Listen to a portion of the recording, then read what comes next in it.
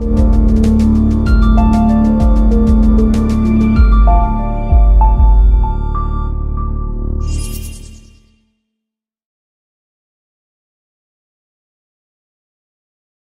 known John since I started at NASA, probably. John was at NASA headquarters when I would go up there frequently, and I've worked on projects for John many times in my career. He spent 25 years at NASA and at JPL, where he was before he came to headquarters. He worked on flight projects, space mission operations. He is known as an innovator and a technologist. John is probably best known in this community and in many communities for his ceaseless advocacy and technical work in the area of space solar power. He's a visionary when it comes to that, and he's also a recipient of the NASA Exceptional Technology Achievement Medal. So I'm looking forward to hearing the latest. I'm wearing a button for what I assume the latest is, and I'm looking forward to hearing some of the details. So John, welcome. Thank you. Please move your computer. Laser there. Yes, excellent. And it's a green one. Fantastic.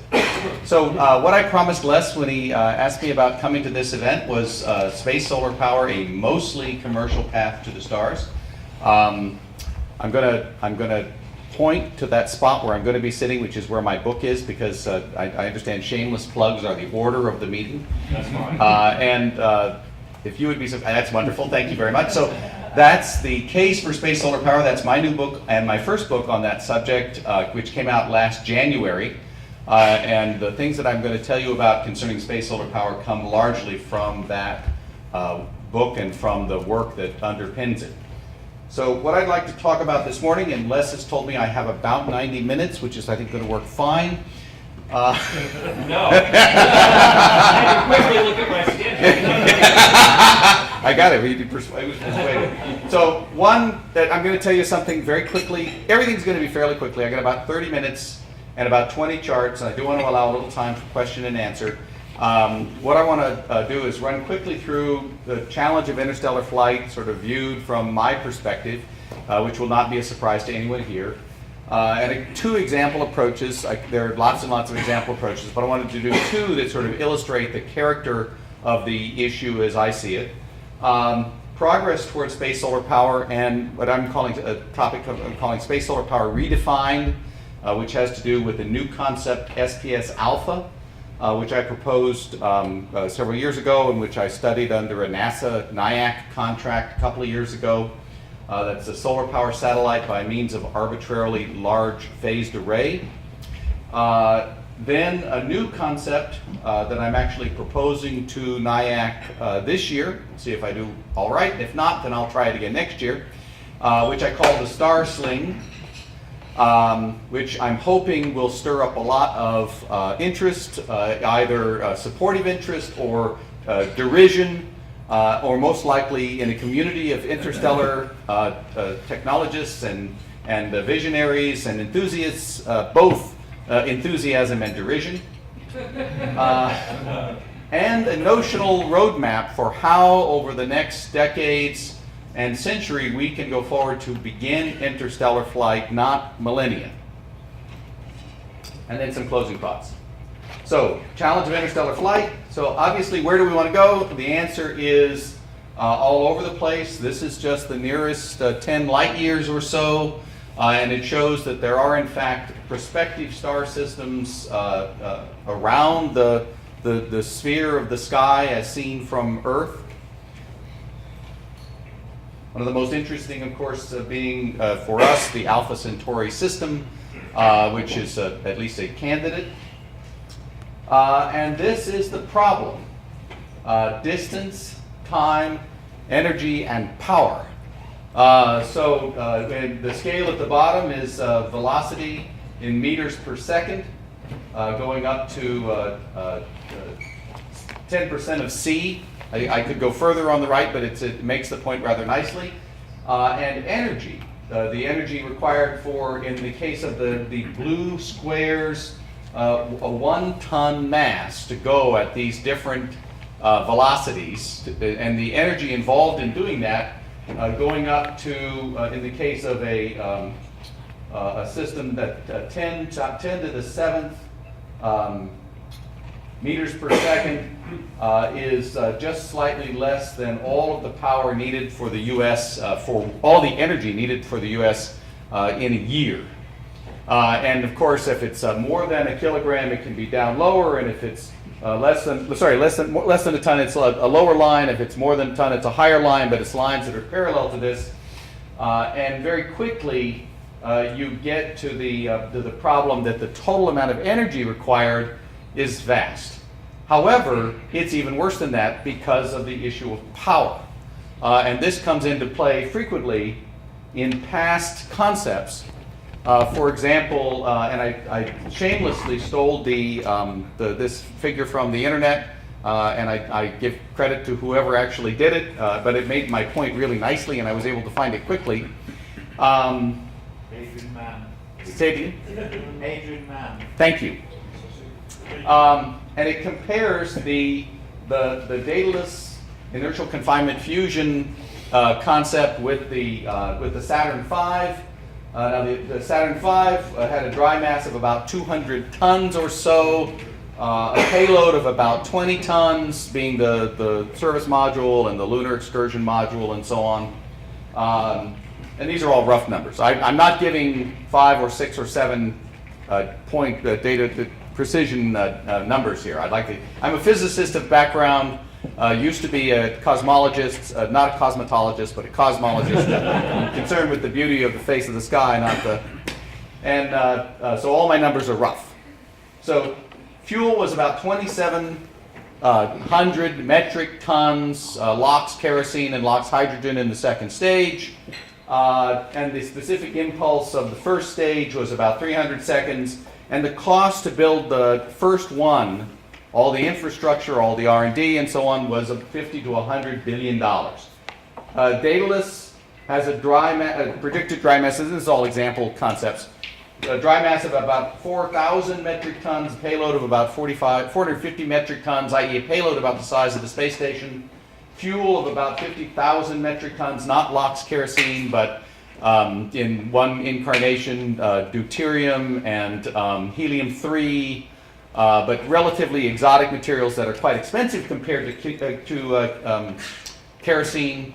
An ISP not of 300 seconds, but of 30,000 seconds on order, and a cost which might be estimated, including the in-space infrastructure to build it, assuming that all the technology were mature, as was the technology, for the most part, that went into the Saturn V, i.e. the people in Huntsville knew very well how to build rockets.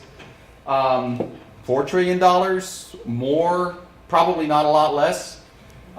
It would go to a single target. It didn't slow down when it got there.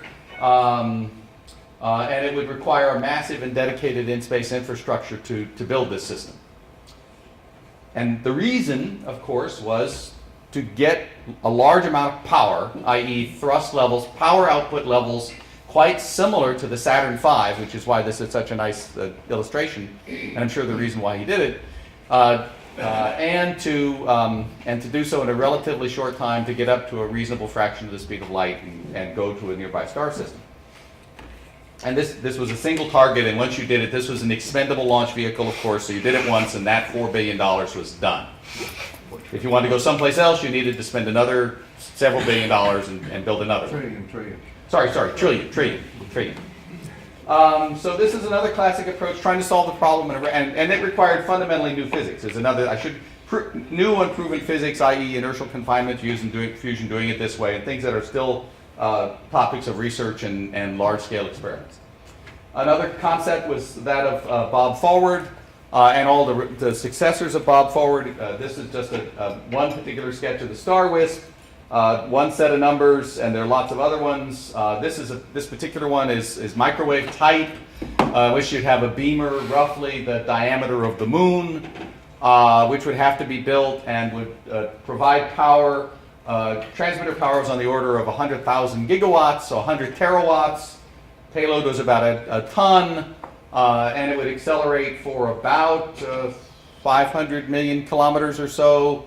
And cost would be anywhere from 100, even with low costs and even with large-scale manufacturing and all of that, The cost would be something like 100 trillion to a billion, 1,000 trillion, with a lot of variation in exactly how much that would be. Yeah, the actual number was 1,600 terawatts. There are various versions around. Yeah, that's the one he published. I understand. I understand. Yeah. That's why I say it's just an example. It's not a. There's a. If you look at the literature, of course, there's also the laser versions. There's a whole wide range of different versions that do different types of payloads. And Yeah. I just wanted to show this one as an example. Now, the nice thing about Star Wisp is no new basic physics. The argument was that this physics is reasonably well known and it could be done. It does still require massive and dedicated in-space infrastructure. Once again, the main point is that it's a stupendous investment in order to produce a huge amount of power over a short period of time to transfer to an object of finite scale a great deal of energy so that it can be moving at a velocity near or a reasonable fraction of the speed of light when it leaves our solar system. So, key issues: distance and time translating into energy and power. So, space solar power is obviously the way that the energy is provided by all the beamer, in most of the beamer concepts that are out there. It's solar power one kind or another. Fusion power, where the fusion is done locally rather than within the heart of a gravitationally confined fusion reactor, which is conveniently located at the center of our solar system, is the only major approach that anybody can conceive of, other than the ones that Mark Mills talked about yesterday. So, space solar power, turning now to that aspect of this chat, space solar power is a concept which has been around for more than 45 years, invented by Peter Glaser, looked at in the 1970s, and has not gone very far, mostly because the classic concepts for space solar power have involved extremely large monolithic space platforms. And these involve costs of something on the order of $1 trillion to get the first kilowatt hour to Earth. I won't go into the details because of the time, but I'll just say that this particular one is a microwave concept. The programs really didn't go anywhere after the 1970s for the reason of the cost and the technical risk and so on. But the work was revisited by NASA and continued internationally in the 1980s and 1990s. And in the 1990s, with NASA looking at a range of new system architectures which were increasingly modular in their character, i.e. rather than a single large Manhattan-sized, three-axis stabilized spacecraft that would be built in a huge in-space factory, instead satellites which would be erected in space from a set of modular building blocks up to say 10 tons in size, and then they would self-deploy in space. More recently, there has been a complete revolution in terrestrial technologies having to do with networked systems. And we heard a little bit about some of this yesterday morning from one of the speakers. And the whole idea being that it is now plausible, and in fact, in this room there are probably more computers than there are people, and all of them are capable of connecting to one another in a dynamic and modular and reconfigurable fashion using mass-produced Wi-Fi routers and materials and computer chips and so on, than there are people, i.e. more computers than people in every single room, every single conference you go into these days. The idea is that with a modular network of relatively small entities, objects, agents, intelligent agents with no more than insect class intelligence, that you can make quite sophisticated and quite functional space solar power systems going forward.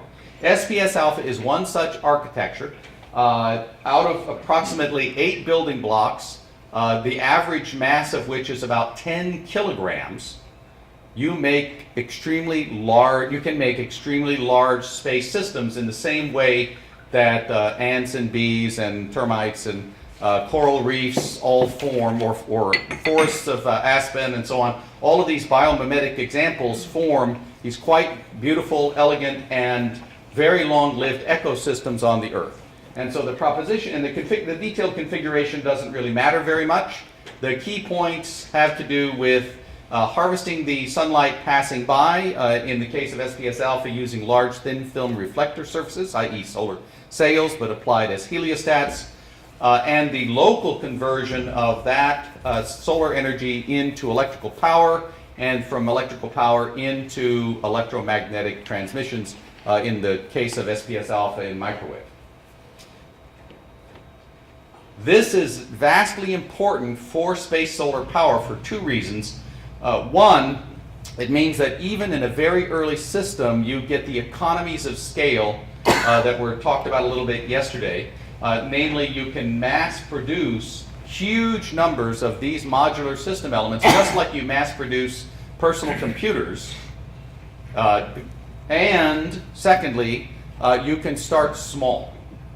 I.e., if the average size of one of these things is about 10 kilograms, they range from about 1 kilogram, the modular size, there's different species that make up this ecosystem, from about 1 kilogram for the smart interconnects to about 100 kilograms for the propulsion, stabilization, GN&C modules that plug on and provide attitude control.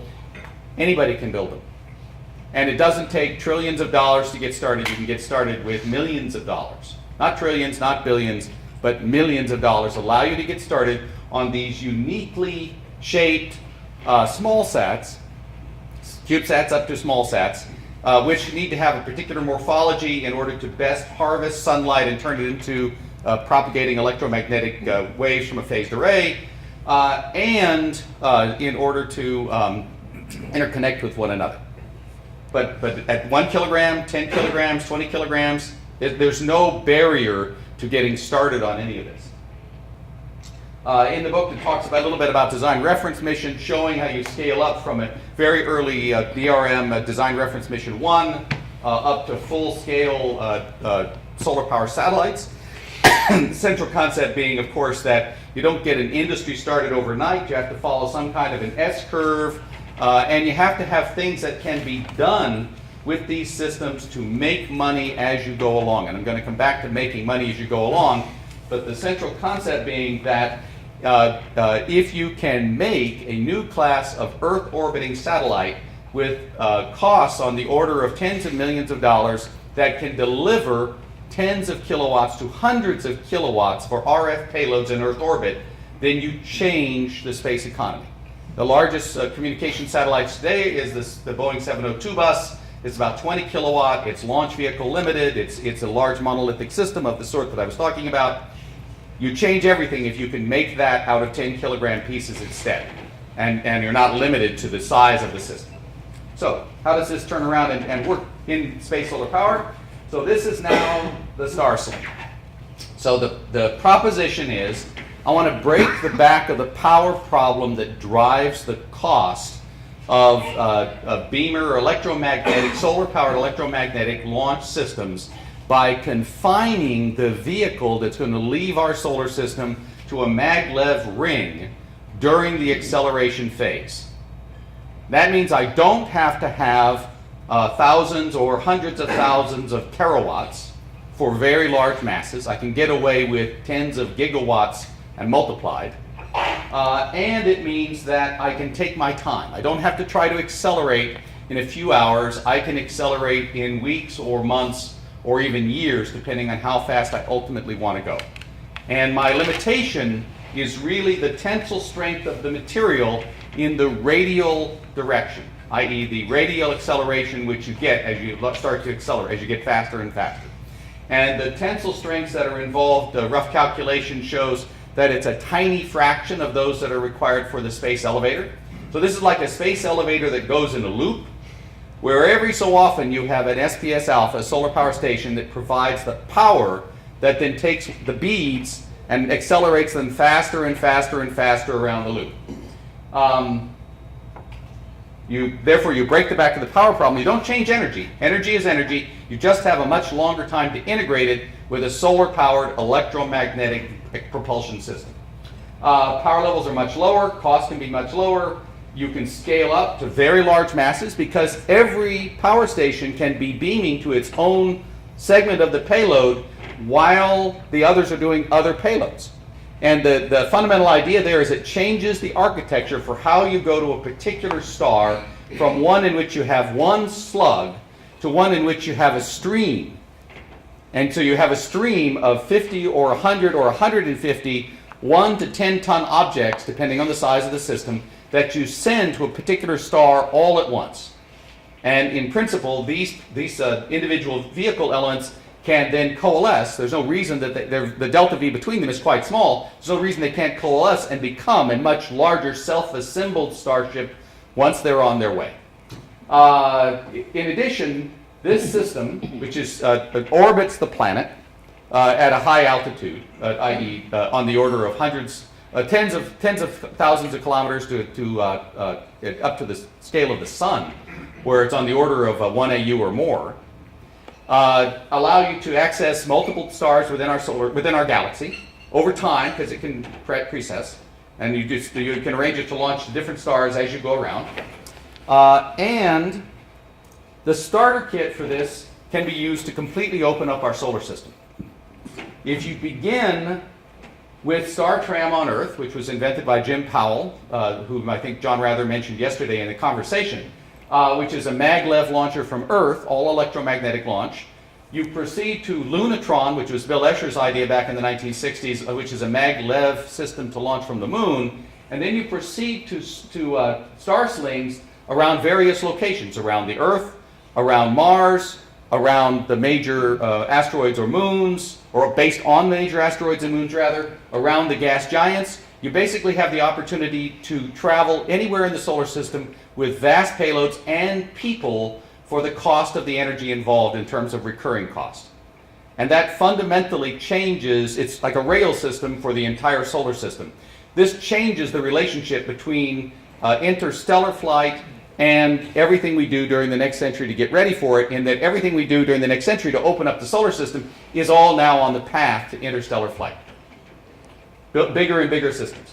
Ultimately, the cost really will depend on the mass and the amount of power and the size of the system. But for small probes, i.e. robotic probes of the type that we talked about, the amount of mass and the amount of cost should be on the order of a few trillions, and you get to go to lots of places. For people, it's much, much more, and the system has to be stupendously large if it's going to be real people. If it's going to be people on the frozen embryos and so on, then it's much more tractable to do it much more cheaply. Now, all of that is just a lot of quick sketch. The proposal to NIAC went in last night, and if it gets funded, then there'll be a lot more information for next year's meeting. So, mostly commercial path forward. This is the SPS Alpha roadmap. The key point being that over the next 100 years, for deploying 100 gigawatts using SPS Alpha and given current energy markets, and this is a long discussion, fundamentally it looks like there are hundreds of billions of dollars to be made. The energy industry is so stupendously huge that if space solar power can ever be introduced in the terrestrial economy at a reasonable price point, there's a vast amount of money to be made. And so during this first century, while all of this is building up, and I just arbitrarily limited it to 100 gigawatts, which is only about 10% of the electricity that the US uses, much less China, India, Sub-Saharan Africa, and so on. An enormous amount of money can be made while building all of the infrastructure and the technology to go to the stars. So my mostly commercial roadmap, you start out with this kind of roadmap for these modular systems to then propagate and make the solar system energy rich. And then over the next several decades, i.e. not centuries, and then within the century, i.e. by 2114 or 2120, you start sending probes outside the solar system. You become a multi-planet, interplanetary, developing human presence in space. Within 150 years, and as you go, the power grows commensurately. As you go, you become within the next 150 years, you become a solar system civilization. You're sending robot probes to other stars, and within the next 2 centuries, you start propagating humanity across the galaxy. Thank you very much.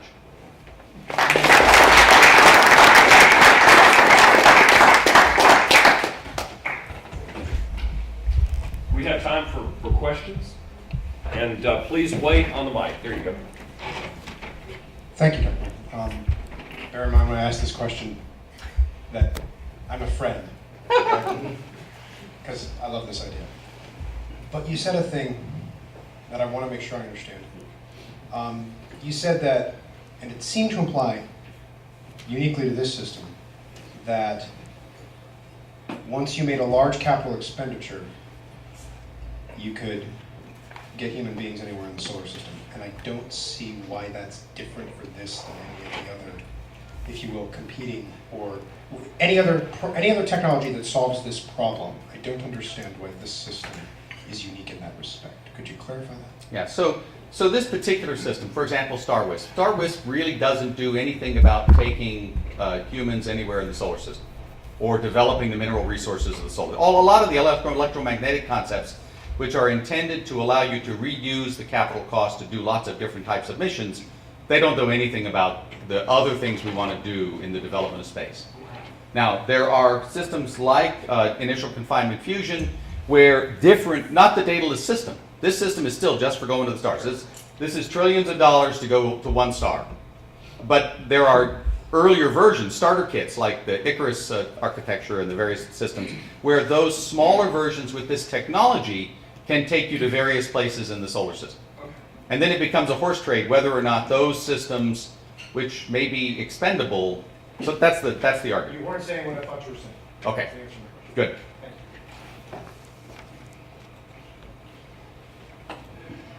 So I've got a question with respect to the competitiveness of space solar power. So how does your system compare to existing power generation approaches? And actually you had a very interesting idea in your report about the SPS Alpha about supplying space systems with power. So maybe you can elaborate.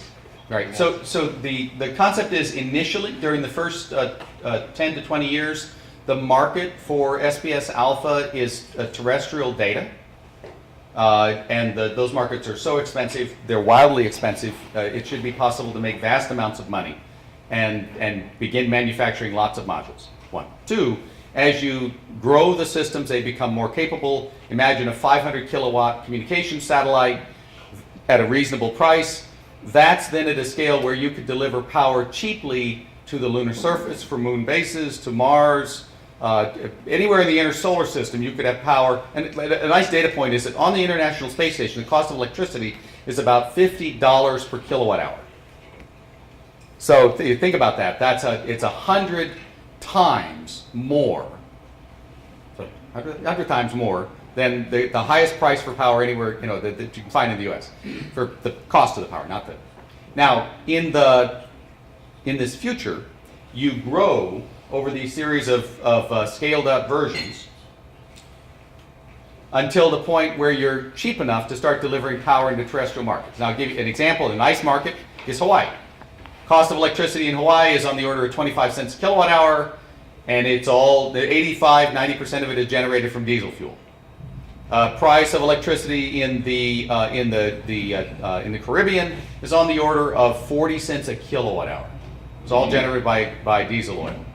There are lots of markets on the earth because these are global access systems. They're not built in one spot. You can choose the market within the hemisphere that you're over and deliver power early at prices of 20–30 cents a kilowatt hour in a competitive way to continue to build the infrastructure. And the far term, and this is all based on existing component technologies, mostly on aluminum. This is not advanced composites. There's no carbon nanotubes. These are very conservative estimated masses and cost numbers. No in-space printing yet. So this is just proof of principle. If you just do this in a modular way and you can get to mass production of these extremely large systems, you can get to less than 10 cents a kilowatt hour. Less than 10 cents a kilowatt hour for baseload solar is competitive for 2 billion people across the world today. Set aside anything that might happen 30 years from now. And so it's an evolutionary strategy where you go into these different markets over time. This is probably the last question we have time for, and I see lots of hands where you can catch John in the hall or at a different session. Go ahead. I love the idea too. I'd like to ask what the longevity of the modules is. This is a great question, and if you base it on Voyager, the longevity is between 30 years and infinity, but the only things that run out are fuel and radioisotopes. If you base it on, geostationary orbiting satellites, you've got some infant mortality, and then again, it's decades to decades, depending. My vision for SPS Alpha, and the same one that I would like to bring to the notion of an interstellar transportation infrastructure, is that this is alive. This is a living mechanism with literally millions of electronic agents, entities, insect class intelligences that recycle their own materials. They harvest new materials where they're needed. They print new versions of themselves in space as they are needed. And so this thing never dies. It's constant. If you look at a coral atoll in the South Pacific, it brings in energy and nutrients, and it's a finite number of species, and it never dies. And I think that has to be the vision of the development of space. Our systems are immortal, as we hope our species will be.